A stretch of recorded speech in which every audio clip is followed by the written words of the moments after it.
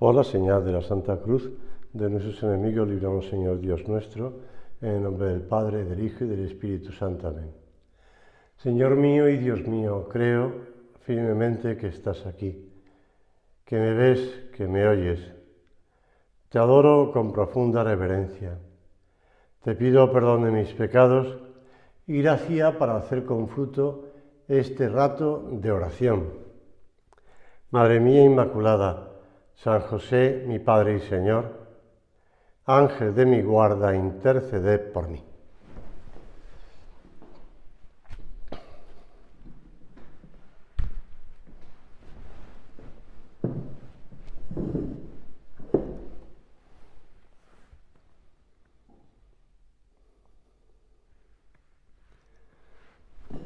Una vez un hombre viajaba en tren y se quedó dormido en el compartimento de aquellos trenes antiguos donde había 8 personas por compartimento, más o menos. Y se despertó y alguien le preguntó que a dónde iba. Y él, adormilado, pues no supo responder. Y le preguntaron, ¿y de dónde viene? Y dijo, pues tampoco lo sé. Es comprensible que una persona dormida se despierte de repente y esté desorientado. Sin embargo, muchos hombres hoy en día no saben responder a preguntas todavía más fundamentales, que se refieren al sentido de la existencia humana. ¿De dónde viene? ¿De dónde vengo? ¿A dónde voy? Aristóteles, filósofo Aristóteles griego, discípulo de Platón, a su vez discípulo de Sócrates, dijo que el hombre es una flecha lanzada al aire. No sabe de dónde viene ni a dónde va. Pero nosotros, los creyentes, sí conocemos la respuesta a estas preguntas. Dios, por así decirlo, nos ha dado todo servido en el plato. Dios nos creó y estamos de regreso hacia Él. Él, al enviarnos a este mundo, nos dio un billete de ida y de vuelta. Todo el sentido de nuestra vida está contenido en esta verdad. Estamos regresando a la casa del Padre. No todo el mundo tiene la suerte de conocer esta verdad. El Catecismo de la Iglesia Católica, al principio, en los primeros puntos, en el 34, da respuesta a estos dos grandes interrogantes del hombre. El hombre, dice así el Catecismo, puede acceder al conocimiento de la existencia de una realidad que es la causa primera y el fin último de todo, y que todos llamamos Dios. Todo hombre, toda mujer, puede acceder a esta realidad, que es causa primera y fin último. Está citando las vías de Santo Tomás, pero, esas vías de Santo Tomás siguen siendo muy válidas para racionalmente mostrar la existencia de ese ser al que todos llamamos Dios. San Juan, en su primera carta, lo explica. Quien dice que permanece en Dios debe caminar como Él caminó. Vamos hacia Dios. Señor, tú nos has dicho claramente, yo soy el camino, la verdad y la vida. Tú nos has explicado cuál es el camino para alcanzar la vida eterna. Tú nos llevas a esa vida eterna. Por eso, una persona sensata no intentaría construir su casa en un aeropuerto. Ahora que leía en la prensa que una empresa española se iba a encargar de construir el nuevo aeropuerto de tal ciudad norteamericana, no voy a decir cuál. Tú no construirías una casa en un aeropuerto, tampoco en una estación de tren o en una estación de autobús, porque ese lugar es un lugar de paso, no como esa película ya de hace algunos años en la que aquel hombre se quedó encerrado en un aeropuerto. Nosotros estamos en un aeropuerto, vamos de paso. En una estación de tren vamos de paso. En una estación de bus vamos de paso. Cuando se pierde de vista este sentido de la vida, esta verdad de perogrullo, se comienza a construir una felicidad meramente terrena, como aquellos israelitas que salieron de Egipto, camino de la tierra prometida, y a mitad de camino construyen un Dios que se sacan de la manga, un becerro de oro. Pero oye, vosotros no vais hacia la tierra prometida. ¿Qué hacéis construyendo vuestro Dios aquí en esta tierra? Además que es construcción humana. El gran novelista ruso León Tolstói, que era un gran narrador, bueno, es muy conocido, ¿no? Quien ha leído, pues, o ha visto incluso la película de Ana Karenina, o bien La Guerra y Paz, bueno, y tantas obras que han pasado a la literatura universal y sus cuentos. Pero las novelas y sus obras, su literatura, muchas veces no dejan entrever lo que realmente había en su corazón. Tolstói era un hombre profundamente espiritual, que pasó muchos años meditando el sentido de la vida. Te explico, nació en una familia adinerada, fue educado en casa por tutores privados y tuvo una oportunidad de viajar mucho y de aprender mucho. Aparte de la riqueza que heredó, pues sus novelas y sus obras le dieron mucho dinero. Se casó con una mujer, Sofía, muy hermosa, que le dio 13 hijos, tenía una familia espléndida. Pero a pesar de su fortuna, de su éxito, de su familia, aquel hombre sufría una gran depresión. E incluso llegó a pensar en suicidarse. ¿Por qué? ¿Por qué? En su libro Confesión lo narra. Describe que su búsqueda cada vez más intensa del sentido de la vida y cuenta que había decidido enterrarse en el trabajo. Hay hombres que lo hacen, para no tener que afrontar las preguntas más punzantes de la vida. Pero por mucho que trató de eludirlas, los interrogantes seguían golpeándole. La muerte de un amigo, el padecimiento de un criado, algún evento nacional, mundial, local, que hacía aflorar de nuevo las preocupaciones que le exigían respuestas con insistencia. Aquel hombre buscaba, ¿qué será de mi vida? ¿Hay algún sentido en mi vida que no quede truncado por la muerte que me aguarda? Algún filósofo moderno diría que el hombre es un ser para la muerte, ¿no? Pero Tolstói no se conformaba con esto. Y habiendo las Sagradas Escrituras, leyendo los Evangelios, en el Sermón de la Montaña encontró la respuesta. En esas palabras del Señor, Tolstói descubrió no solo una buena filosofía, sino un alimento para su alma y una luz para su corazón. Y llegó a la conclusión de que el sentido de la vida consistía en entrar en esa relación viva, personal con el Señor Dios, que es tierno, amoroso. Ese hombre se dedicó, aunque tuvo algunas dificultades con las religiones organizadas, por decirlo así, ortodoxa en este caso. Pero este hombre se dedicó de cuidar más a sus criados, a sus sirvientes, fue muy generoso con los pobres, dedicó gran parte de su tiempo a trabajar para mejorar las condiciones de las personas que le rodeaban, y siendo un novelista afamado y un rico, pues, hacendado, encontró la paz en una vida de servicio y amor, una vida dedicada a imitar a Jesucristo. Ahí tienes un ejemplo de varias cosas. En primer lugar, me venía la palabra depresión. La depresión no tiene por qué ser una cosa, también puede ser psicosomática, ¿no? O somática, mejor dicho. Pero bueno, y tampoco es que sea la religión como el opio del pueblo, o como diría Nietzsche, que es el escudo o el engaño que hay para los débiles, ¿no? Porque este hombre de débil no tenía absolutamente nada. Este hombre lo que estaba planteando era el sentido de su vida. Y fíjate, el Sermón de la Montaña no es que sea no sé, el programa de un partido político que quiere triunfar en las próximas elecciones, desde luego. Pero es la realidad llena de la sabiduría de la verdad de Dios. La entrega a los demás. ¿Qué sentido tiene mi vida?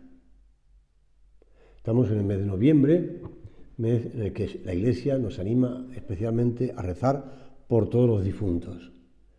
Y además, con la caída de las hojas, ayer estaba recorriendo una finca y mi hermano, y estaba viendo pues la cantidad de hojas que caen de todos los árboles, ¿no? La caída de las hojas, la caída de la hoja nos habla de la muerte. Que también nosotros seremos un día esa hoja caída.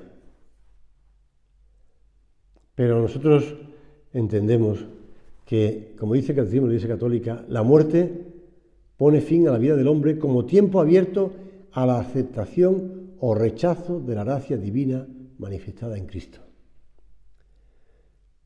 León Tolstoy buscaba el sentido de su vida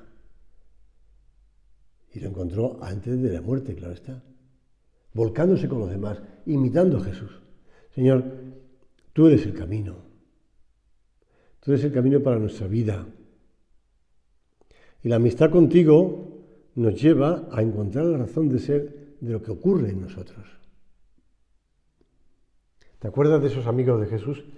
Lázaro, Marta y María. Había un enfermo que se llamaba Lázaro, de Betania. Yo siempre, para mí, no sé, es una cosa que me viene a la cabeza enseguida, pero no lo he encontrado en ningún sitio escrito así, pero para mí Marta es la mayor, Lázaro en medio y María la pequeña. Pero bueno, es una cosa que me viene a la cabeza. Pues allá ese enfermo Lázaro, de Betania, la aldea de María y de su hermana Marta. María era la que ungió al Señor con perfume y le secó los pies con sus cabellos. Su hermano Lázaro había caído enfermo.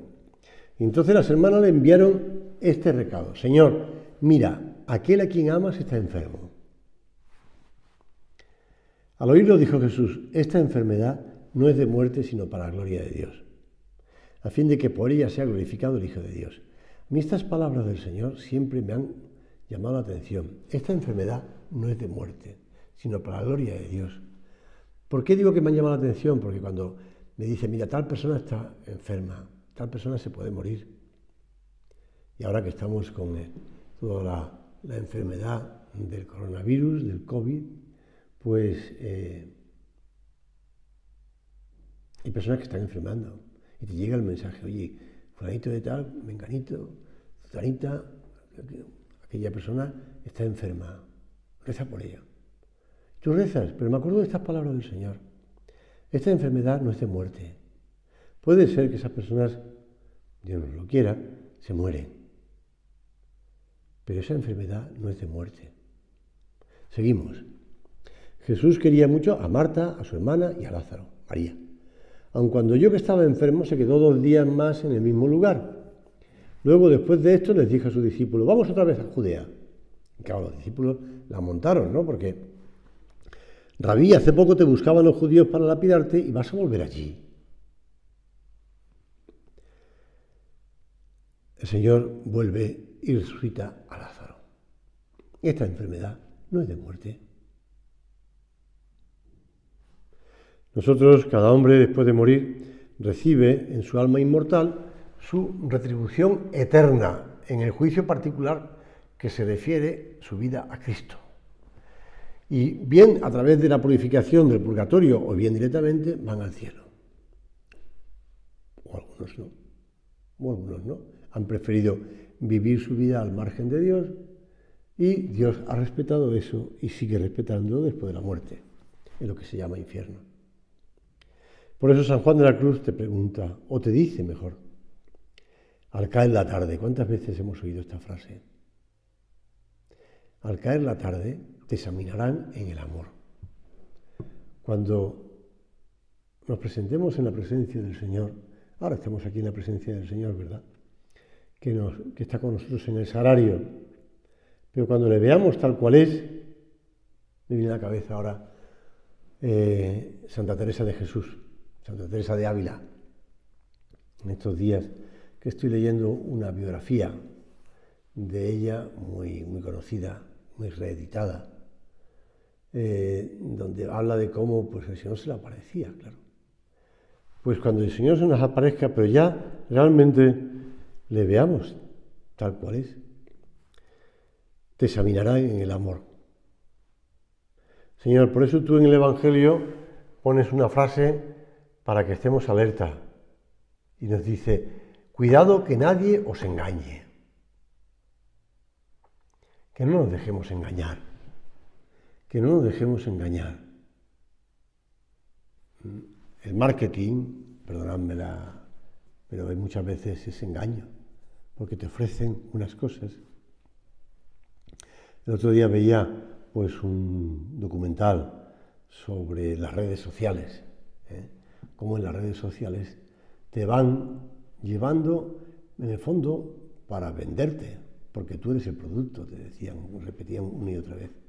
El producto que se vende en las redes sociales eres tú, para ganar dinero con los anuncios, con la propaganda, con muchas cosas.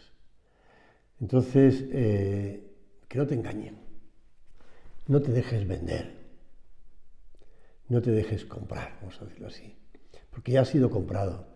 Como dice San Pablo, ha sido comprado a gran precio, han merecido toda la sangre de nuestro Señor Jesucristo.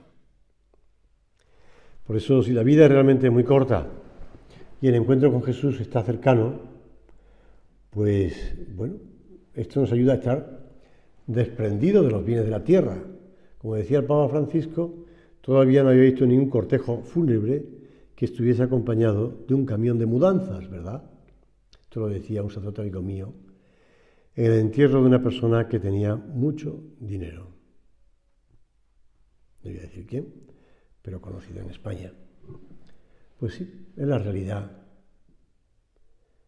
Los bienes de la tierra pues se quedan aquí. ¿Y qué es lo que merece la pena? Pues que aprovechemos nuestra vida, desprendidos y aprovechar el tiempo. Ese aprovechamiento del tiempo es porque no podemos estar diciendo, bueno, yo miro al cielo y me olvido de la tierra. No. Al contrario, recuerda la palabra de los talentos. El Señor no nos exime de estar metidos de lleno en nuestra propia profesión, con nuestra familia, en la sociedad donde vivimos. Cuando el cristiano mata su tiempo en la tierra, se coloca en peligro de matar su cielo. Cuando por egoísmo se retrae, se esconde, se despreocupa. Las palabras de San José María nos ayudan a hacer examen. ¿Cómo estamos aprovechando el tiempo? Aprovechar el tiempo es llevar a cabo lo que Dios quiere que hagamos en este momento. A veces, aprovechar una tarde será perderla a los pies de la cama de un enfermo, o dedicando un rato a un amigo a preparar un examen del día siguiente, que nosotros ya lo tenemos preparado, pero ayudamos a esa persona.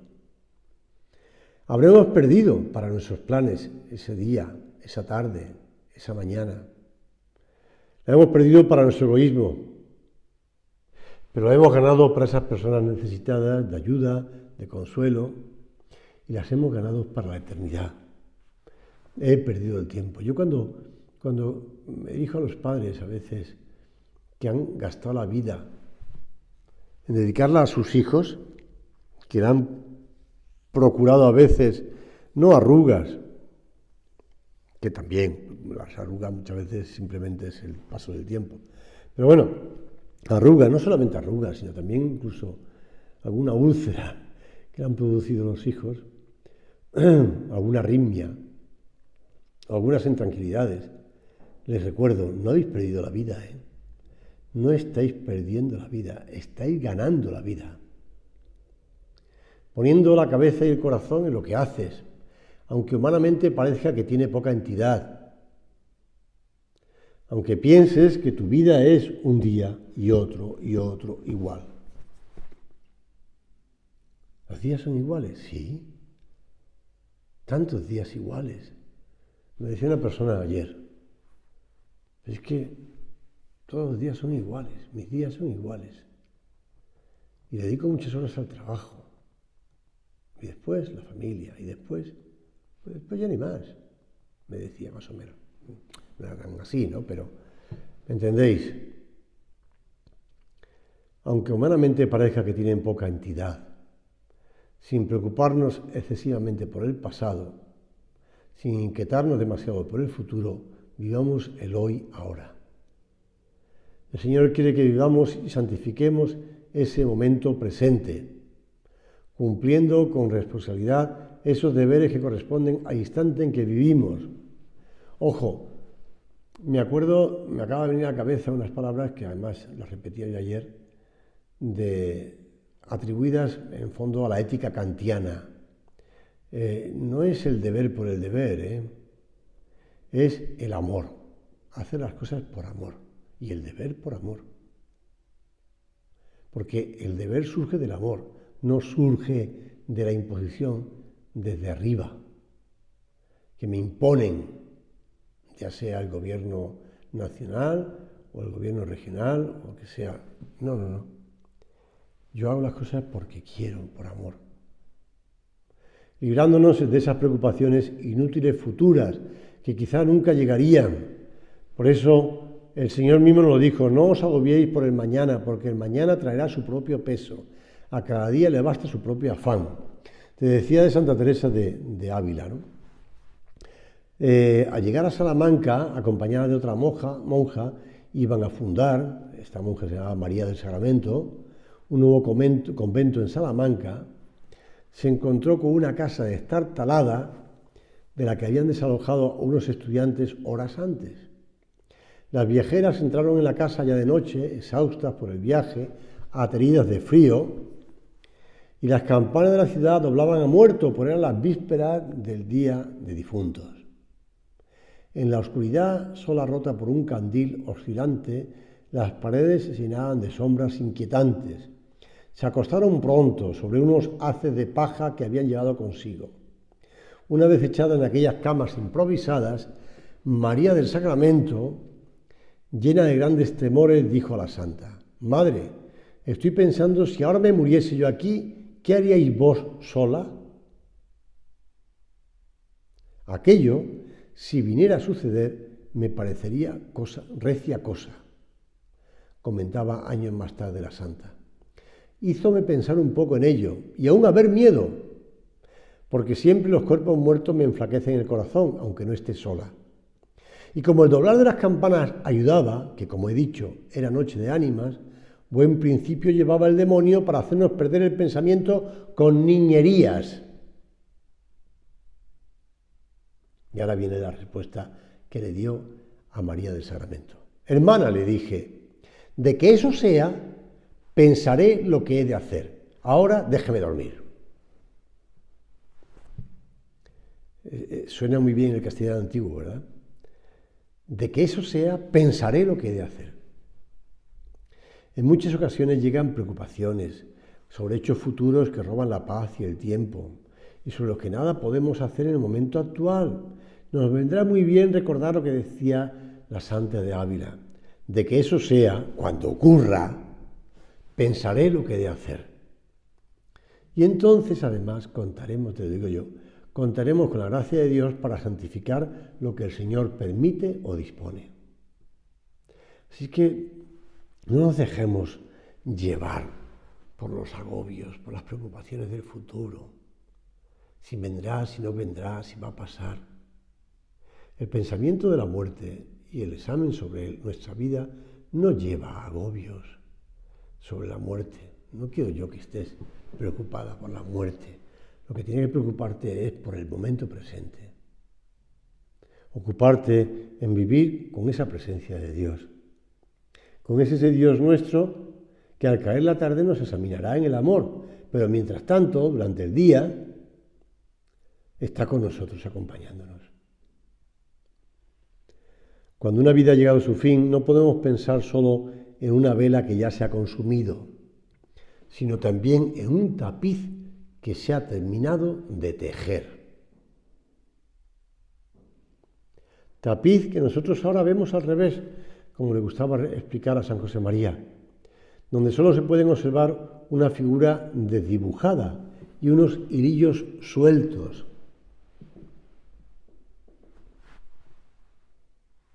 Cosas que por detrás dice, qué cosa más fea, ¿no? No tiene ningún sentido.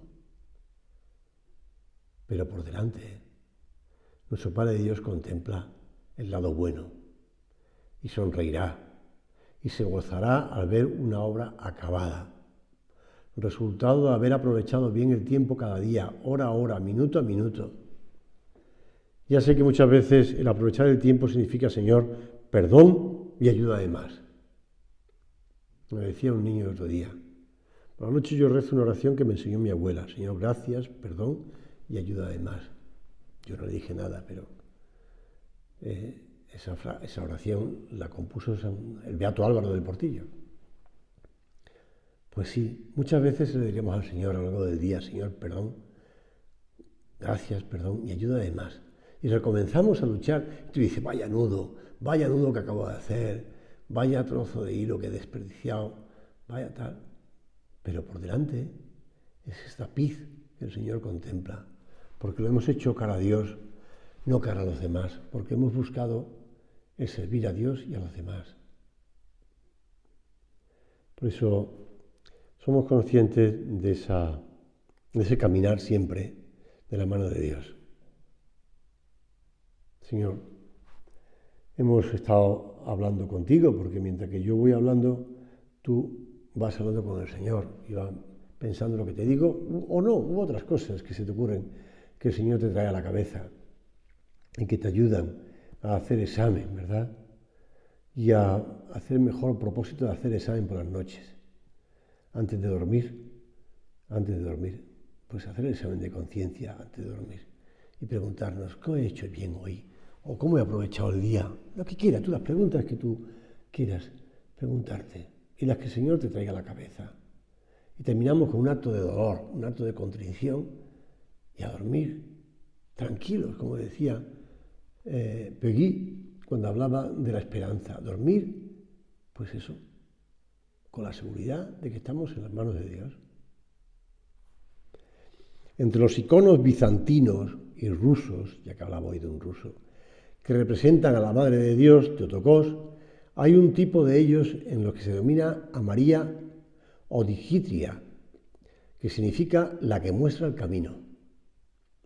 En este tipo de icono vemos a la Madre de Dios que indica con la mano derecha al niño Jesús. Está señalando al niño Jesús, aquí no, aquí está con unas uvas en la mano, dando de comer esas uvas al niño Jesús. Pero no, está señalando al niño Jesús. Como saben, los iconos son mucho más estilizados, más. Pues en ese icono la Virgen señala a su Hijo. Parece que la Virgen se dirige a todos nosotros y nos dice cuál es el camino de la salvación, cuál es el camino del cielo, el Señor Jesús, Cristo. Madre mía, te pedimos ahora que siempre en nuestra vida nos vaya señalando cuál es el camino para llegar al cielo.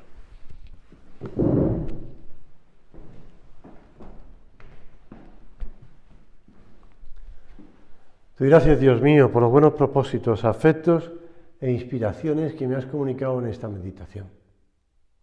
Te pido ayuda para ponerlos por obra. Madre mía Inmaculada, San José, mi Padre y Señor, Ángel de mi guarda, interceded por mí.